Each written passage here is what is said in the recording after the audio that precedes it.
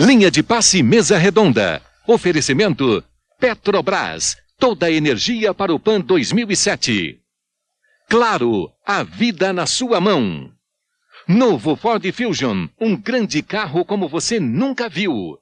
E Casas Bahia, aqui atendimento e dedicação jogam juntos.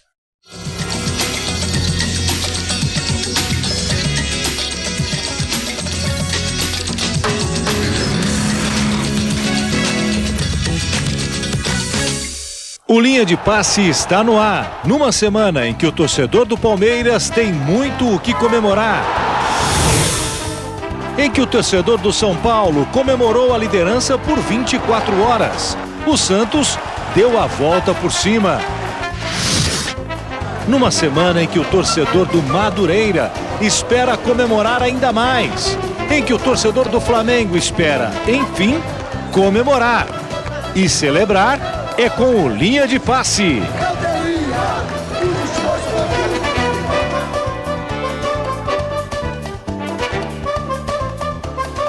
Olá pessoal, chegamos com o nosso encontro semanal com o debate e a opinião. Linha de Passe mesa redonda de todas as segundas.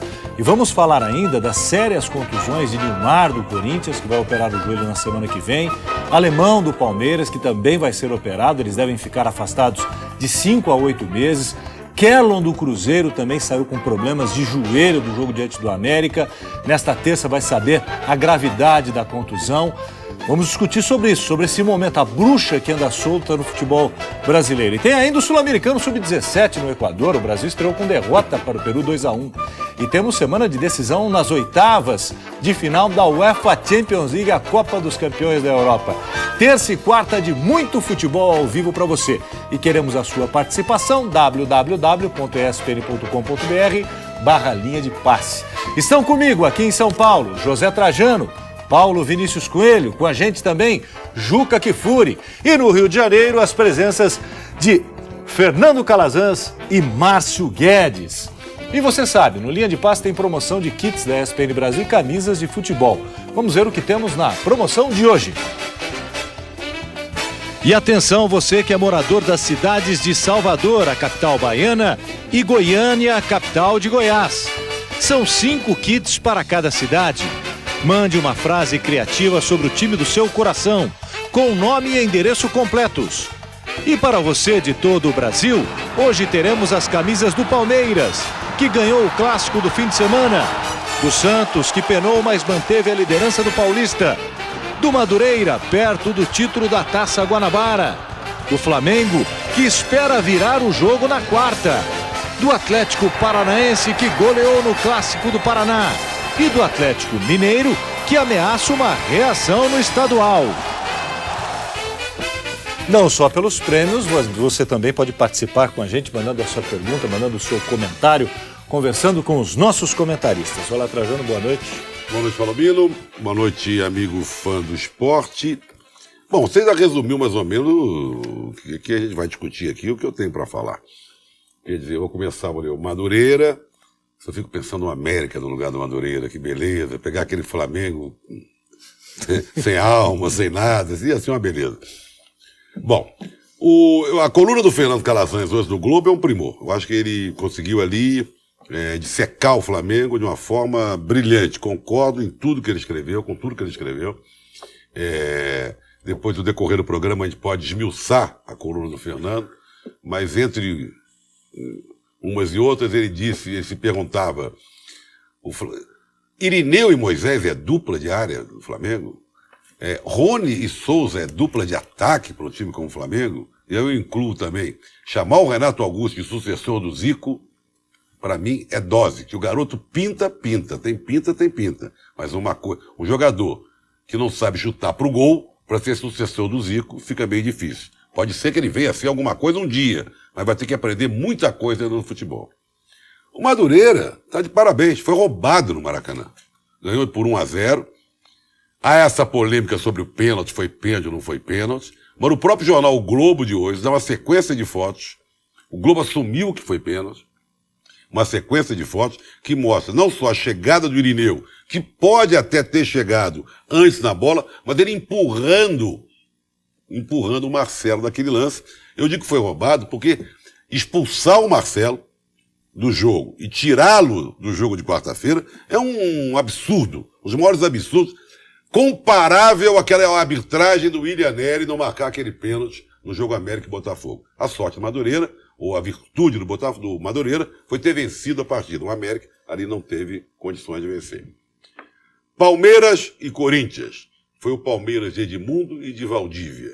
Me preocupa muito o comentário do Leão, que dessa vez não reclamou da arbitragem, não tinha como se explicar, não tinha o que dizer da péssima atuação do Corinthians. Porém, fez uma advertência ao chileno Valdívia, que é um excelente jogador, jogou muito bem, habilidoso. Comentava aqui antes do programa começar, ele me lembra um pouco do Doval, que jogava, um grande ídolo do Flamengo e do Fluminense. Só não lembra mais porque ele não tem um físico, a caixa que o Doval tinha. O Doval aguentava mais o tranco. Mas a arrancada do Valdívia em direção ao gol, com habilidade, lembra um pouco o Doval. O Doval era mais forte, segurava mais. Às vezes via um zagueiro, o Doval é que derrubava o zagueiro, não o zagueiro derrubava o Doval.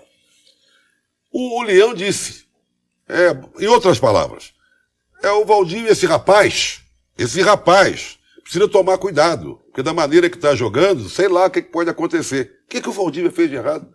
Jogou bem, jogou futebol, jogou com habilidade.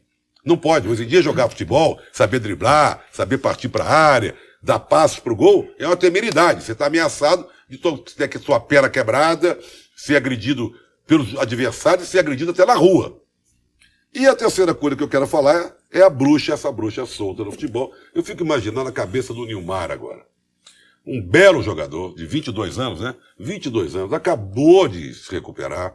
Teve toda aquela polêmica, enquanto se recuperava, aquela confusão toda, fica no Corinthians, vai pro Lyon, não é de ninguém, pé. Perdeu a chance de uma seleção brasileira. Ficou 6 meses fora dos campos, volta agora, e se machuca de novo, e vai ficar o mesmo tempo, ou até mais tempo. Não foi o mesmo joelho, foi o outro.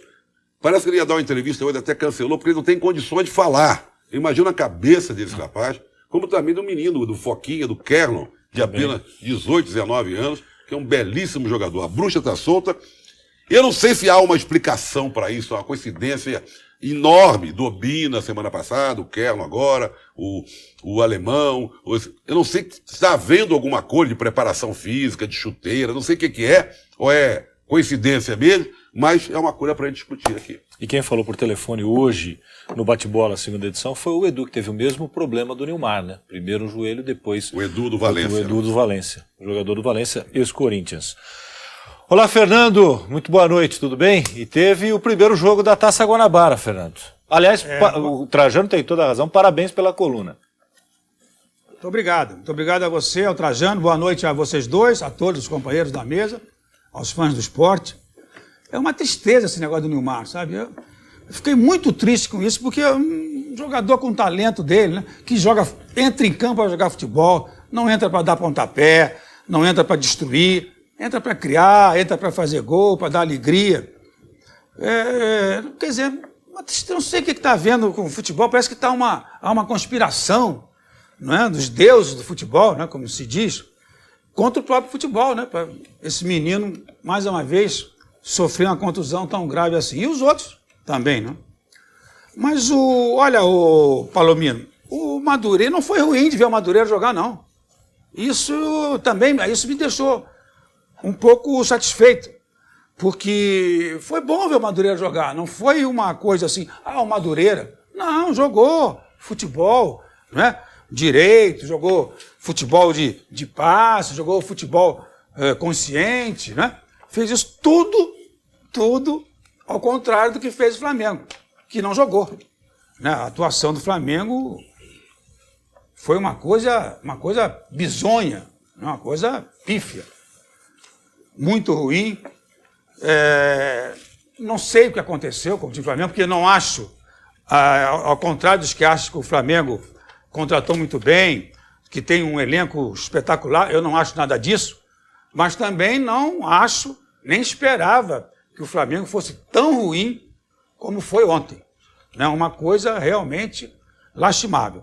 E o Madureira não, né? O Madureira, vejam o seguinte, se aquele Fábio Júnior, que entrou por causa de contusão, expulsão de jogadores do ataque do Madureira, não perde aquele gol no fim, esse Fábio Júnior é horroroso, né? Porque perder aquele gol é um negócio inacreditável. 2-0, o favoritismo passava para o Madureira. Eu acho, por exemplo, que quarta-feira não temos favorito, depois desse resultado de ontem. Mas se faz 2-0, eu aposto uma fichazinha aí no Madureira quarta-feira. Mas 1-0 não. Então o Madureira mostrou que é o melhor time do primeiro turno do Campeonato Carioca, da Taça Guanabara. Essa prova, né, veio ontem, claramente. O domínio do Madureira foi absoluto, né? E o Flamengo, olha aqui, qual foi o destaque do Flamengo? Eu conversava com o Márcio um pouquinho antes do programa. Ele declinou os nomes dos melhores para ele. Bruno e Paulinho. Tudo bem. Mas ele mesmo achou graça, o Márcio. Um é o goleiro e o outro é o cabeça de área. Então, os dois melhores jogadores do Flamengo foram ou são o goleiro e o cabeça de área. Não quer ganhar de ninguém, nem do Madureira, que jogou muito bem. Não estou falando nem do Madureira por desrespeito ao Madureira, não. Mas porque o Madureira fez uma boa partida e mereceu a vitória. Se tivesse feito os 2-0, né, ninguém admirava. O lance do pênalti, rapidinho aqui. Eu sou dos que acham que não foi pênalti, mas sou minoria. Então, eu respeito a opinião da maioria. A maioria aqui no Rio também, não sei em São Paulo, a maioria aqui no Rio achou que foi pênalti. Eu achei que o Irineu toca primeiro na bola e depois esbarra no jogador do Flamengo. Mas não quero discutir isso, não. Eu respeito, como disse, a opinião dos que acham que foi pênalti. Mas um absurdo, né? E isso é o seguinte, o que está acontecendo é o seguinte, a desculpa que o juiz tem para não dar o pênalti é dar o cartão amarelo para querer mostrar ao público que o jogador se jogou. Quer dizer, para simular que o jogador simulou, né? Ele, em vez de assumir a responsabilidade, pênalti, ele não dá o pênalti e aproveita, olha, você se jogou, você está fingindo. Então essa é uma desculpa que os juízes arrumaram com essa regra da FIFA. Culpa que errem tanto contra o Corinthians, porque amanhã ou depois um torcedor mais exaltado, como se dissesse, toma cuidado porque na rua pode acontecer alguma coisa com um mau árbitro, né? Agora ele faz com o Valdívia, o rapaz chileno, que jogou, como o Trajano disse, muito, e não fez nada que pudesse levar a você achar que ele estava tentando desmoralizar quem quer que seja, jogou futebol. O rapaz chileno parece estar sob ameaça. Como se dissesse, a próxima vez que o meu time encontrar esse rapaz chileno, vou mandar quebrá-lo.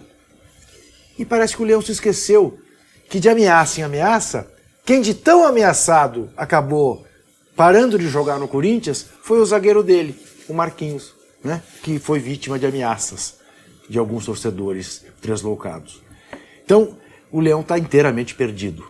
Talvez por saber que nesta altura do campeonato, não há um jogador do Corinthians disposto a dar uma gota, não é de sangue não, é de suor por ele.